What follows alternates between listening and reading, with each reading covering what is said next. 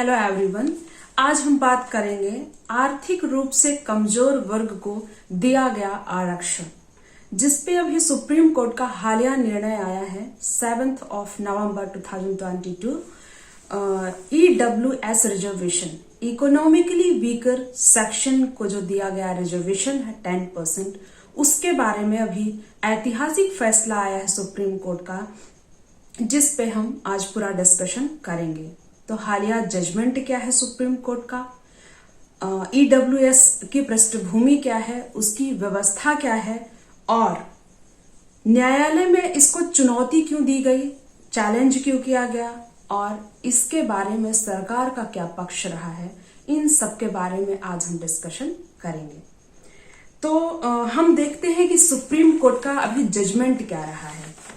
Supreme court की constitutional bench 5 या 5 से ऊपर ही रहते हैं जजेस, 5 से नीचे जजेस नहीं होते हैं। अगर संवैधानिक मुद्दा हो या कोई कॉन्स्टिट्यूशनल अमेंडमेंट को लेके बात की जा रही हो, तो वहां पे एक कॉन्स्टिट्यूशनल बेंच बनती है जो कि 5 या 5 से अधिक जजेस मिलके वहां पे जजमेंट देते हैं, फैसला लेते हैं, अपना ओपिनियन देते हैं।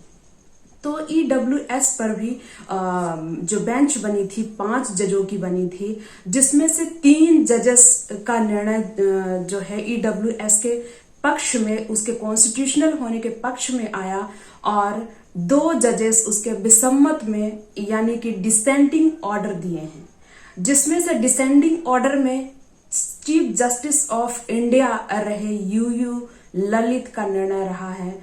उन्होंने इस रिजर्वेशन को कॉन्स्टिट्यूशनल तो माना, लेकिन इन्होंने कुछ मतों को लेके विसम्मत निर्णय दिया है। एक जज रहे जस्टिस रविंद्र भट्ट जी और दूसरे जस्टिस UU ललित, जो कि चीफ जस्टिस ऑफ इंडिया रहे। उनका आखिरी कार्यकाल था उस दिन 8 नवंबर को। अभी 50वें CJI अपॉइंट हुए हैं नए, उनका कार्यकाल समाप्त हो चुका है। अब हम देखते हैं कि सर्वोच्च न्यायालय के सामने 3 मुद्दे क्या थे, 3 सवाल क्या थे। पहला सवाल यह था कि आर्थिक आधार पर दिया गया आरक्षण क्या संविधान के बेसिक स्ट्रक्चर के अगेंस्ट था, विरोध में था, ये पहला मुद्दा था। और दूसरा मुद्दा था कि क्या EWS में SC, ST, OBC कैटेगरी के लोगों को बाहर रखा गया और उनको बाहर रखना बेसिक स्ट्रक्चर के अगेंस्ट है, संविधान के मूलभूत ढांचे के विरोध में है। थर्ड क्वेश्चन था कि क्या 50% आरक्षण की जो सीमा निर्धारित की गई थी 1992 इंदिरा साहनी के केस में, क्या उसका वायलेशन हुआ है। ये 3 मुद्दे सुप्रीम कोर्ट में ऑब्जेक्ट में लाए गए थे। अब हम देखेंगे कि इन जजों ने इस सवाल पे क्या क्या अपना अपना पक्ष रखा है, किसने पक्ष में निर्णय दिया और किसने विपक्ष में निर्णय दिया। तो 3 जजेस ने जो पक्ष में निर्णय दिया उनकी बात देखते हैं हम। उन्होंने कहा कि जो आरक्षण है वो केवल सामाजिक और शैक्षणिक आधार पर ना दे, बस वहीं तक सीमा नहीं है उसकी कि केवल शैक्षणिक और सामाजिक आधार पर दिया जाए, बल्कि इसका आधार आर्थिक भी हो सकता है।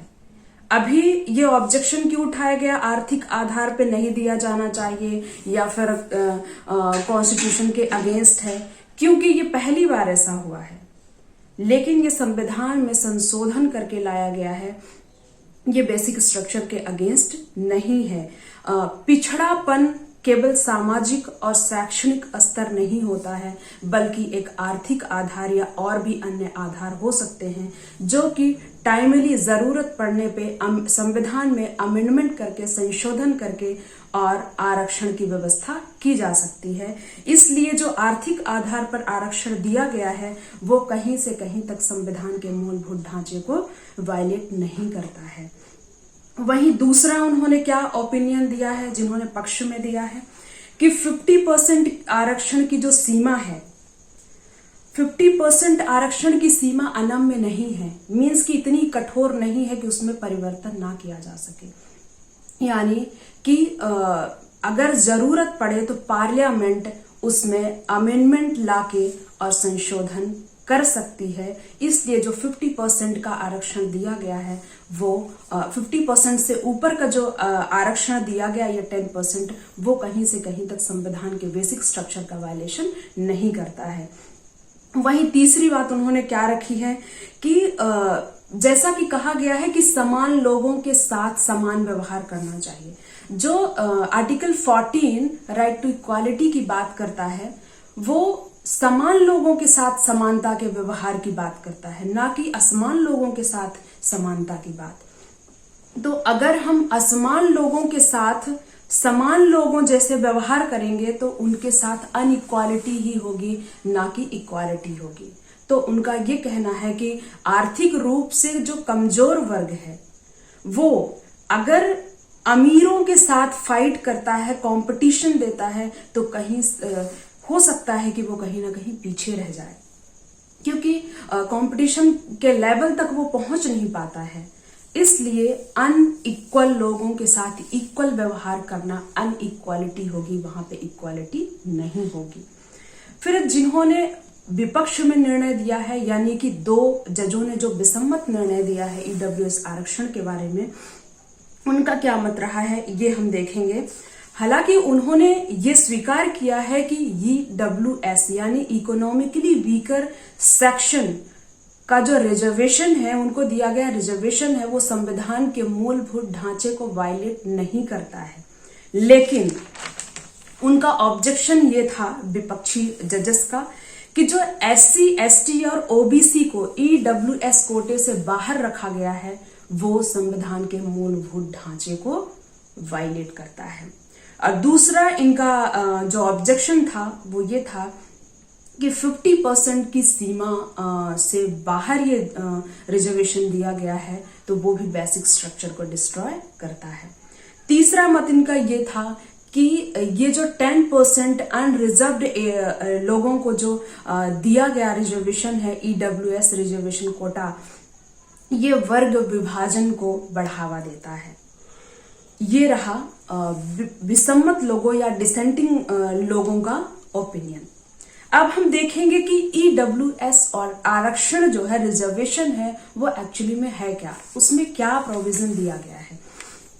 तो ईडब्ल्यूएस का जो कोटा है वो 2019 में विधेयक पास करके और एक लॉ बनाया गया जो कि संविधान संशोधन किया गया, जिसमें आर्टिकल 15 एंड 16 में दोनों में क्लॉज 6 ऐड करके और उसमें ये प्रोविजन दिया गया और सरकार को ये राइट्स दिया गया कि सरकार अगर चाहे तो आर्थिक रूप से कमजोर वर्ग को 10% का रिजर्वेशन दे सकती है सरकारी नौकरियों में या फिर शिक्षण संस्थानों में, और वो संस्थान प्राइवेट संस्थान भी हो सकते हैं।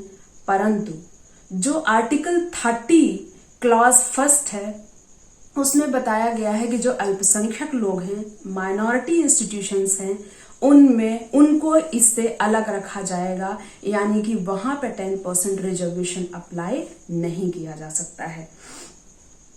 आरक्षण जो है 50% की सीमा से आगे है। ये जो 50 + 10 का है, 10% का रिजर्वेशन बिल्कुल अलग आधार बनाकर दिया गया है और ये SC, ST, OBC की जो सीमा तय की गई थी, ये जो 50% के आरक्षण की सीमा तय की गई थी वो केवल SC, ST और OBC के लिए थी, ना कि अनरिजर्व्ड के लिए या फिर एक आर्थिक आधार बनाकर दिया गया रिजर्वेशन ये आधार नहीं हो सकता है। और इनको SC, ST, OBC को इससे बाहर रखा गया है। क्यों? क्योंकि उनको एक अलग रिजर्वेशन दिया गया है और उनको तो ऑलरेडी 49.5% अगर पूरा काउंट किया जाए ST का, SC का और OBC का, तो उन्हें अलग अलग कैटेगराइज करके उन्हें रिजर्वेशन प्रोवाइड किया गया है। तो ये वैसे भी उस कैटेगरी का अगर लाभ ले रहे हैं तो उनको यहाँ पे लाभ नहीं मिलेगा। अब हम ये देखेंगे कि इस ईडब्ल्यूएस आरक्षण का मापदंड क्या है, मेजरमेंट क्या है, कौन लोग हैं जो इसका लाभ उठा पाएंगे। तो जो अनारक्षित वर्ग है यानी अनरिजर्व्ड लोग हैं, वर्ग है एक, उनके लिए है, और उनकी जो वार्षिक पारिवारिक आय है वो 8 लाख से कम होनी चाहिए, उनके पास कृषि भूमि 5 एकड़ से कम होनी चाहिए, और जो उनका आवासीय भूखंड हो वो 200 यार्ड से कम होना चाहिए। ये मेजरमेंट है, ये मापदंड है। जब ये चारों चीजों को फॉलो करेंगे तभी इस ईडब्ल्यूएस आरक्षण का लाभ उठा पाएंगे। अब हम देखेंगे कि न्यायालय में इसको चुनौती क्यों दी गई ईडब्ल्यूएस को। क्यों? क्योंकि कुछ लोग थे जो ईडब्ल्यूएस कोटे को कॉन्स्टिट्यूशनल नहीं मानते थे और इसे अनकॉन्स्टिट्यूशनल करार देना चाहते थे, इसलिए उन्होंने याचिका दायर की सुप्रीम कोर्ट के समक्ष। और उन्होंने ये कहा कि जिन्होंने याचिका दायर की, चुनौती दिया, उन्होंने ये कहा कि आरक्षण का जो एक्चुअली में जो ऑब्जेक्ट था, उद्देश्य था, वो कभी भी आर्थिक आधार नहीं रहा है। आरक्षण का जो आधार था वो था सामाजिक उत्थान, ना कि आर्थिक उत्थान। लोगों को आर्थिक रूप से मजबूत करना नहीं बल्कि सोशली बैकवर्ड लोग जो हैं उनको ऊपर उठाना और समाज में उनका प्रतिनिधित्व भी लाना, उनका प्रतिनिधित्व बढ़ाना। समानता के सिद्धांत और मूल संरक्षकता के विरुद्ध है ये ईडब्ल्यूएस आरक्षण, ऐसा भी कहा गया है। ये केवल सवर्णों को लाभ देता है और ये समानता और सामाजिक न्याय के विरोध में है, संविधान के मूल ढांचे का उल्लंघन करता है, कोई इसकी स्पष्ट परिभाषा नहीं है। ये चीजें बोली गई।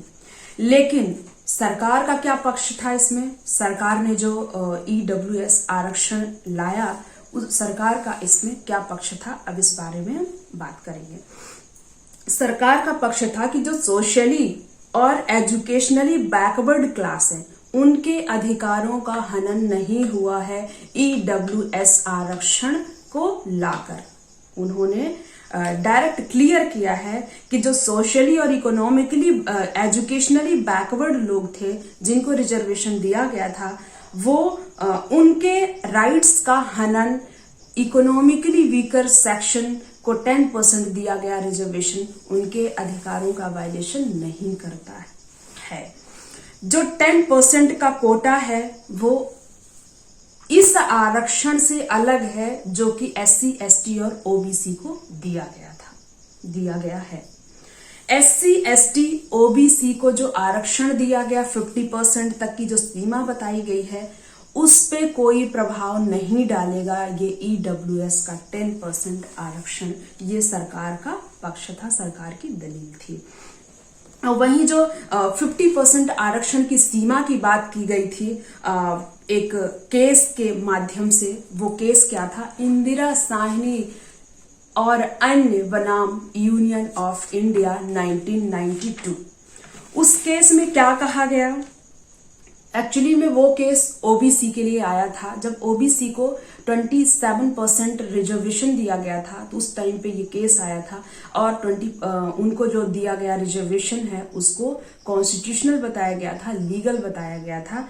वो किसी के अधिकारों का हनन उस टाइम पे नहीं करता था और वहां पे कैटेगराइज कर दिया गया था कि जो एससी है उसे 15% रिजर्वेशन दिया जाएगा शेड्यूल कास्ट को, और शेड्यूल ट्राइब्स को कितना दिया जाएगा तो 7.5% रिजर्वेशन, एंड ओबीसी वर्ग जो है ओबीसी को, अदर बैकवर्ड क्लासेस को 27% आरक्षण की सुविधा दी गई थी। तो वो टोटल देखा जाए तो 49.5% रिजर्वेशन होता है पूरा।